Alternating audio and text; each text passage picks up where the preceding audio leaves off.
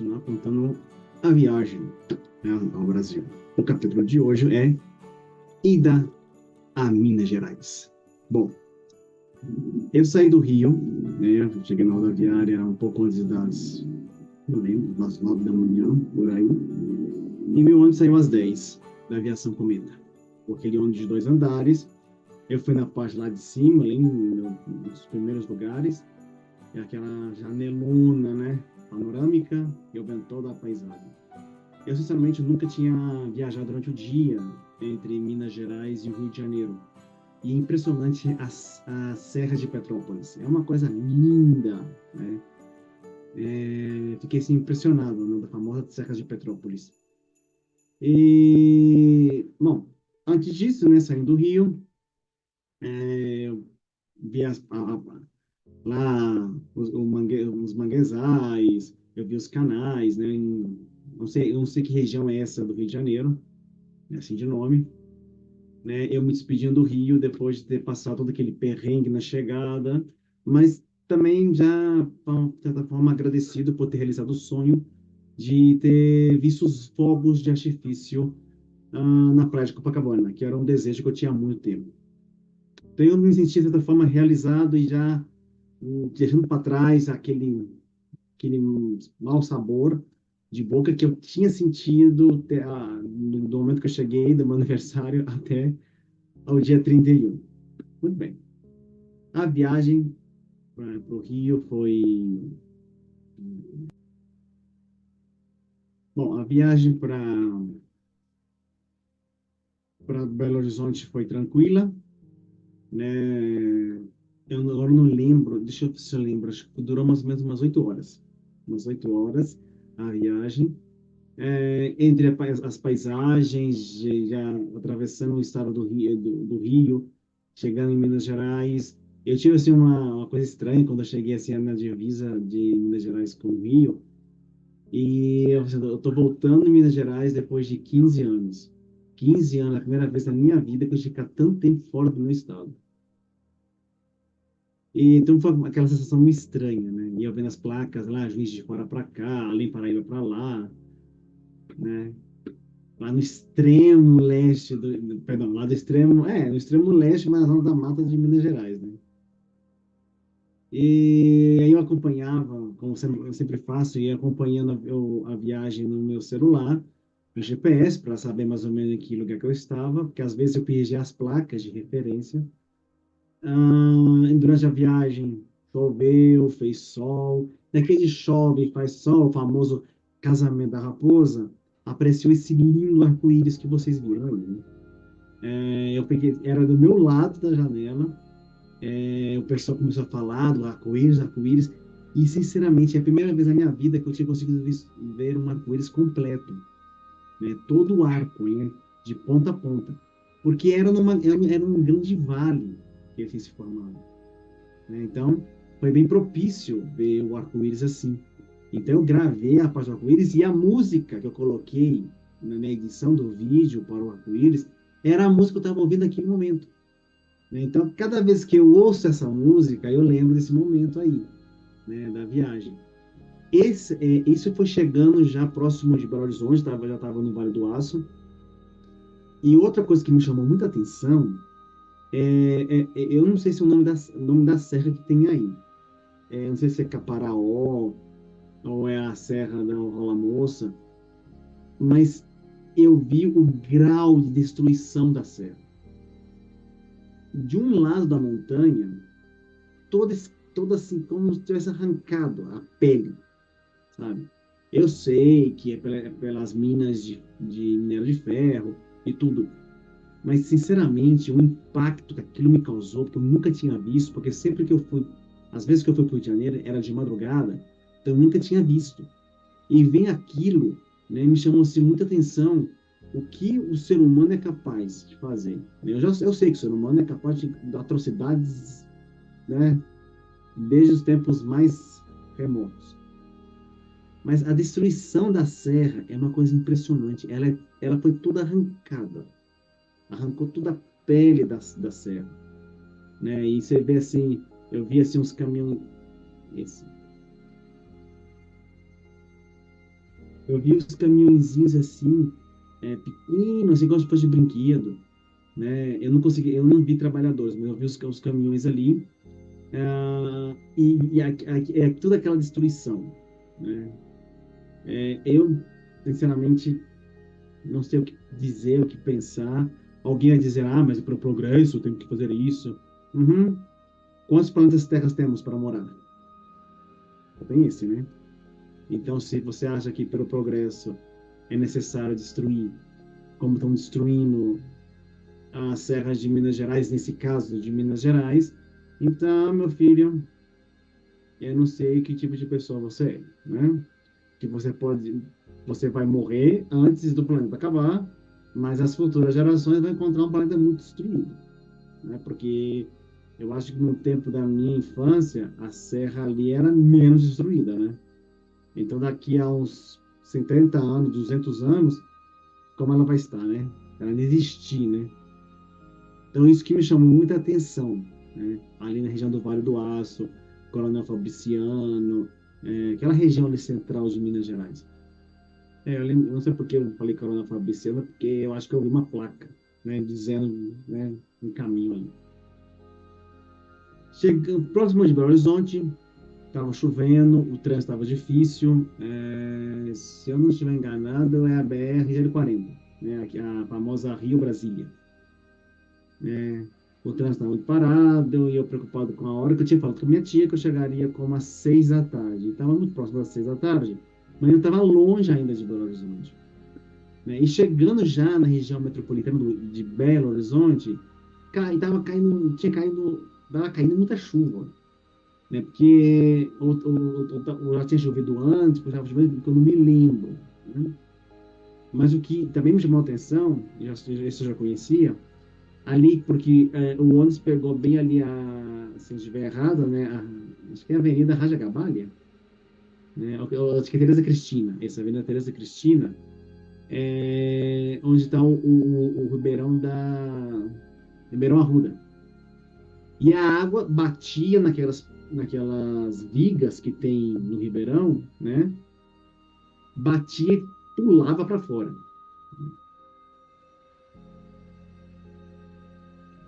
E, né, a água batia e pulava para fora da região do concreto, né? Porque eu, sinceramente, quem foi a pessoa que usou a inteligência se querer concretar um ribeirão, né? Porque tentaram canalizar aquele ribeirão, foi a coisa mais idiota que tiveram em Belo Horizonte. Porque a água sempre vai procurar o lugar de escape, né? O ribeirão, quando ele transbordava, ele ia e inundava as margens, né? Como as margens não existem mais porque elas foram concretadas, né? Então ele vai procurar uma zona de escape, né? E sempre destrói a avenida. O gênio que fez isso merece um prêmio, né? Outra vez, pelo progresso, temos que fazer isso, como fizeram em São Paulo, né? De muitos rios foram aterrados, né? Que existe, se você cavar São Paulo, vai encontrar os rios, né? Estamos na região do Anhangabaú.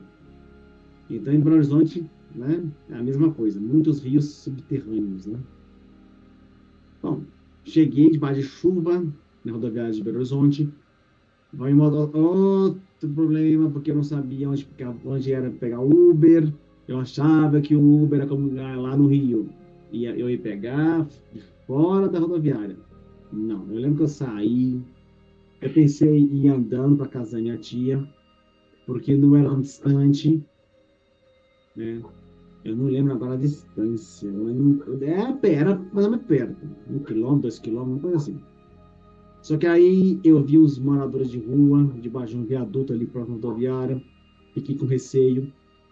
Aí eu voltei para a rodoviária, até conseguir pedir um Uber, até que me explicaram, o Uber você tem que pegar lá no estacionamento, lá embaixo. Aí eu já entendi, eu desci, pedi Uber e fui para casa da minha tia. Aí eu cheguei na casa da minha... antes de chegar na porta da casa do apartamento da minha tia, eu conversei com o motorista do Uber, queria saber como era morar fora do país, que ele já tinha morado antes, lá, né? E olha, coisa, o cara queria que eu intermediasse e fizesse trabalho de coiote. Que se eu fizesse o trabalho de coiote de passar brasileiros pela fronteira, porque eu falasse com ele que ele conseguia clientes, né? Eu nunca mexeria com isso. Nunca. Eu não quero me meter em problemas, né? Além do mais, eu nunca fui na fronteira da Gringolândia que comexo, né? Então, comigo nunca. Nunca, nunca, nunca, nunca. Não quero me meter em problemas, né? Nem todo o dinheiro do mundo vai me trazer a paz, né? Aí eu desci do carro, peguei minhas malas, entrei lá no prédio da minha tia, subi lá, acho que eram 2 andares, mas lá no prédio dela não tem elevador. Imagina eu subindo 2 grandes malas, né? Haja abraço, né? Aí encontrei com a minha tia, que eu não via desde 2006, 19 anos sem a gente se ver. Aí a gente se abraçou, conversamos, fiquei na casa dela do dia primeiro até o dia amanhã do dia 6, né? E nesse, era quase o fim de semana, ela e a consogra dela me levaram para conhecer alguns lugares de Belo Horizonte, né? Como era a Praça do Papa, mas aí a Praça do Papa estava interditada, ela ia fazer uma revitalização no lugar, não sei. Depois me levaram no Mirante, você vê a cidade de Belo Horizonte, né? Eu não lembro agora como eles chamam esse lugar. Acho que é no lugar Bar das Mangabeiras. Acho que é aí, né? Aí também eu vi os enfeites de Natal, que ainda era Natal, né? Estava no mês de janeiro, mas ainda tinha iluminação natalina. Então eu fui no Palácio da Liberdade, né? Na noite do Palácio da Liberdade, para ver as luzes de Natal. E depois, para fechar, a gente também foi, eu fui também no Mineirão, né? A parte de fora do Mineirão. E também na Lagoa da Pampulha. E olha, sinceramente, eu achava que a lagoa era uma coisa, né? E a gente fica naquela expectativa e a realidade. E, sinceramente, não gostei muito da lagoa, não, sabe? Eu sou muito mais a lagoa do Barreiro, né? Porque ela é, em Araxá, é muito mais bonita, é muito mais limpa, porque a da Pampulha, a água era tão verde, só vi água verde assim em Chapultepec, na cidade do México, né? Que eu falei assim, essa água toda estancada aqui, né? Então, da Pampulha também achava isso. Também achei assim, não gostei muito, não, não achei muito legal. E também a famosa igrejinha da Pampulha, o que eu vi na televisão e vendo pessoalmente, me deu uma coisa estranha. Eu falei assim, gente, não era bem o que eu imaginava. Né? Mas tá bom, né? Eu conheci.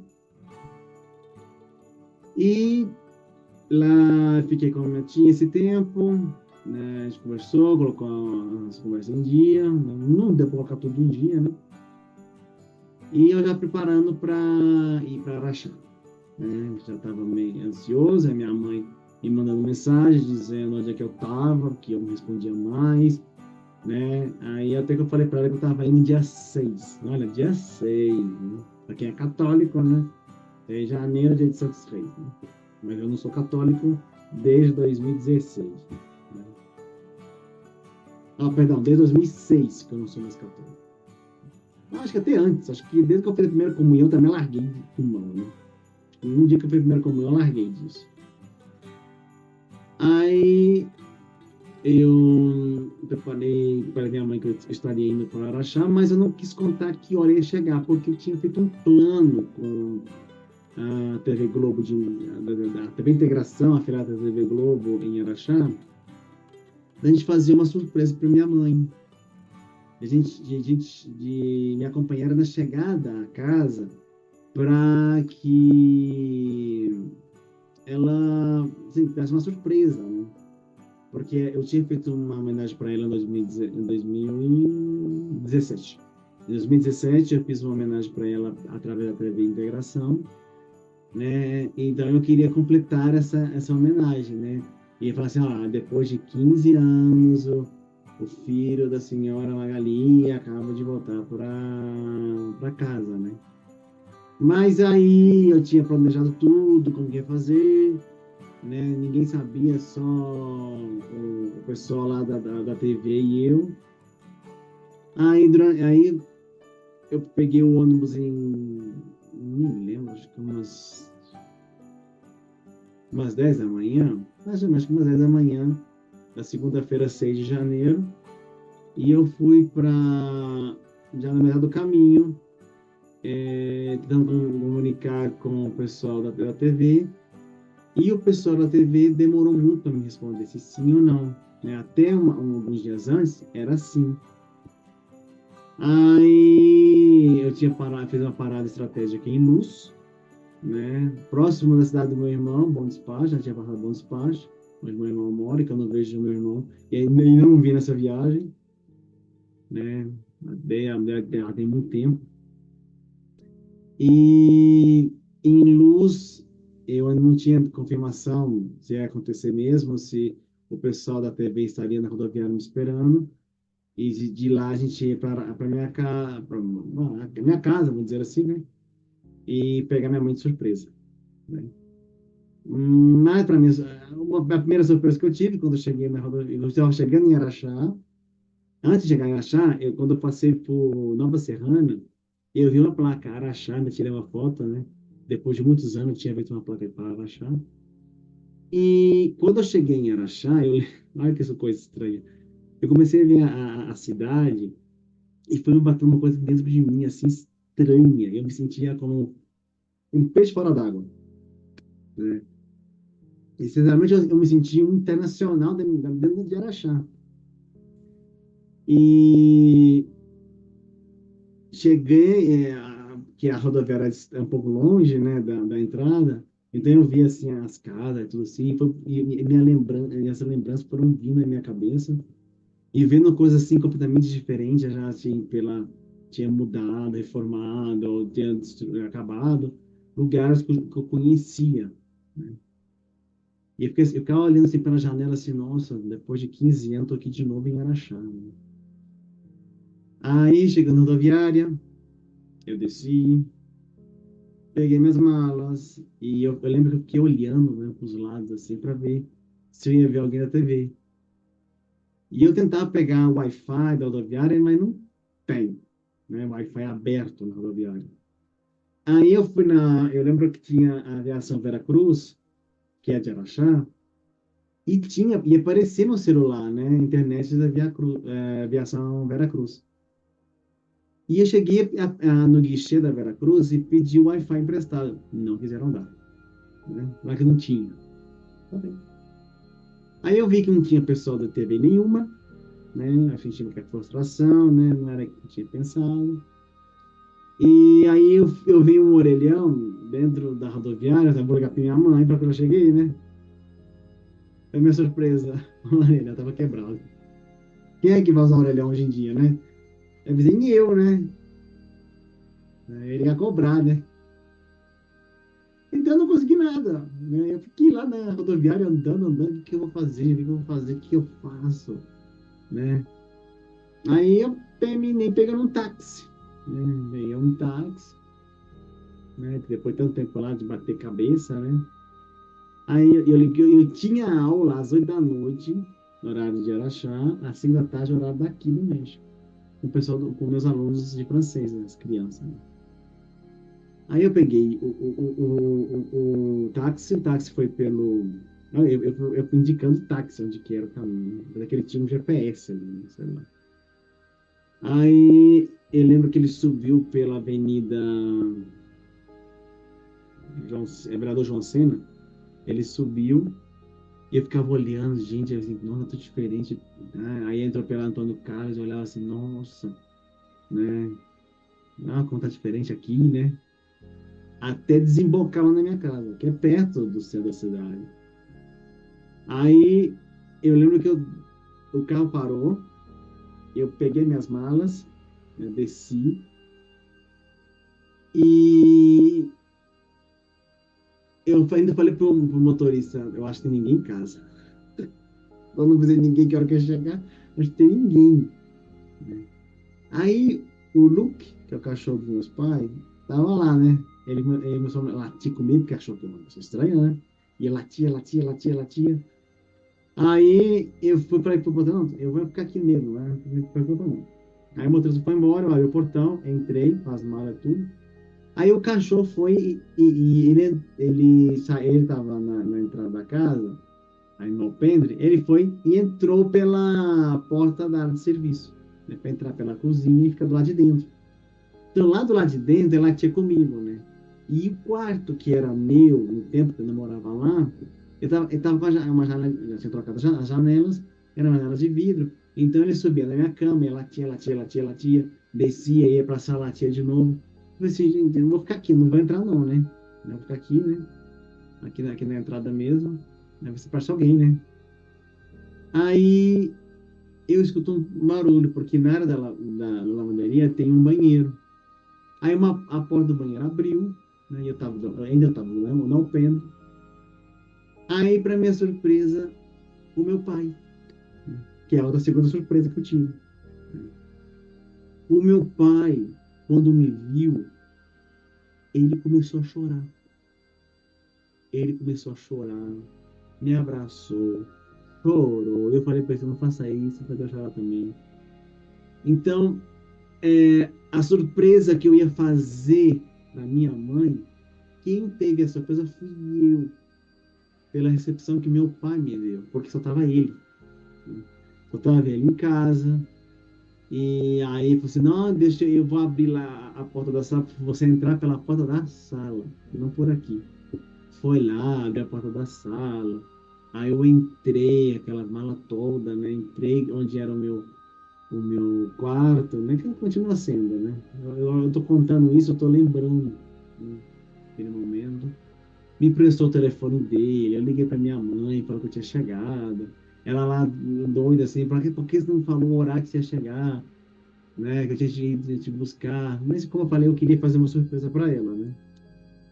Aí, aí minha mãe demorou um tempo para chegar, eu fui conversar com meu pai, lá, tirando um pouco das minhas coisas que eu tinha trazido na mala para eles, né? Até que chegou minha mãe, né? Que foi um outro tipo de recepção, né? Aí eu entreguei para ela as coisas que ela tinha pedido, né? Como sarapes mexicanos. E, eu lembro que aí eu parei um pouquinho, dei minha aula, terminei minha aula, voltei a conversar com eles, né? Que era muito assunto, né? E eu queria falar muita coisa, abrir muita coisa.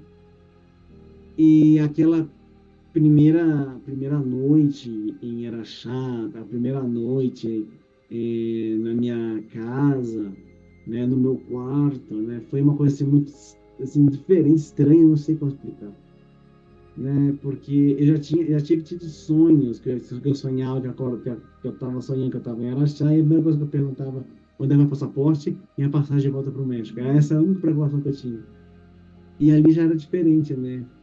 Eu tinha que aproveitar que eu tinha chegado, né? E que eu tinha ainda ficar ali, eu ia ficar mais uns 4 meses e 17 dias, né? Porque eu fazia contagem regressiva. Desde o dia que eu pisei no Brasil, eu já fazia contagem regressiva para voltar para o México, não porque eu queria voltar já.